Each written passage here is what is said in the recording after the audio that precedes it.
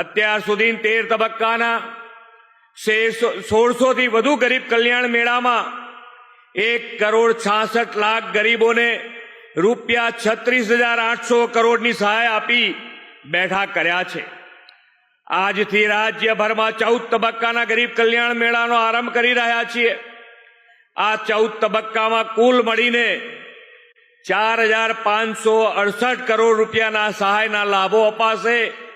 અહીં ડીસામાં આજે એક જ દિવસમાં 11,000 થી વધુ લોકોને 45 કરોડના સાધન સહાય આપવાની મને તક મળી છે।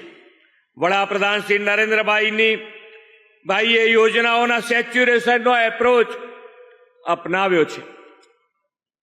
જે જરૂરિયાતમંદ વ્યક્તિની સહાય યોજનાના લાભ મળવા પાત્ર હોય તેને 100% આવરી લેવાની નેમ સાથે ગરીબ કલ્યાણ મેળા ગરીબોની સહાયનું જન આંદોલન બની રહ્યા છે।